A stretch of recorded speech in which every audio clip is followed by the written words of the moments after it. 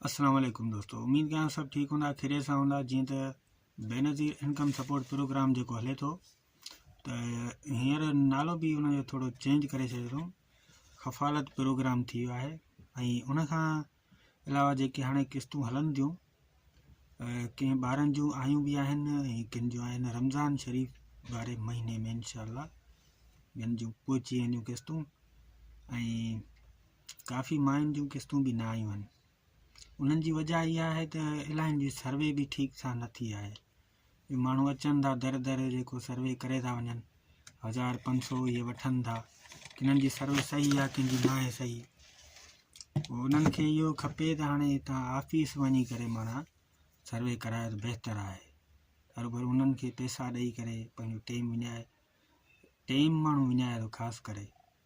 हाणे पंहिंजो ॾिसो न, हाणे जेकॾहिं सर्वे ऑफिस मां थींदी त बहितरु कमु थी वेंदो न, अॻिले खे पक बि हूंदी। ऐं उहो सर्वे जेके कनि था अॼुकल्ह दर दर, उहा सर्वे सही नथी थिए।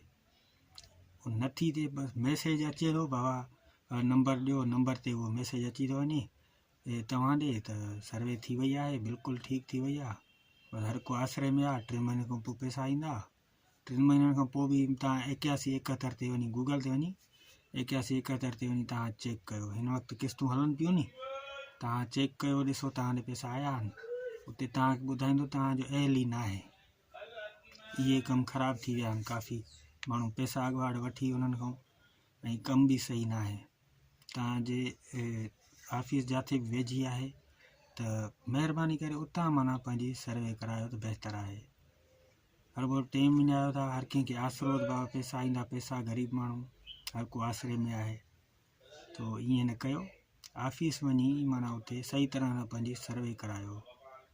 ऐं इंशाअल्लाह ॿारनि जा बि पैसा हाणे रमज़ान शरीफ़ वारे महीने में ई ॿारनि जा सभिनी जा टोटलनि जा जिन्हनि जा बि न आया आहिनि उन्हनि जा बि अची वेंदा।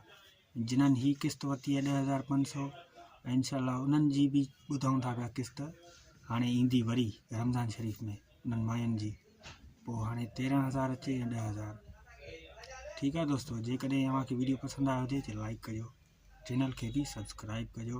ऐं पंहिंजी मालूमात जेका आहे न, उहा हिन ते ऑफिस में वञी करायो त बहितरु आहे।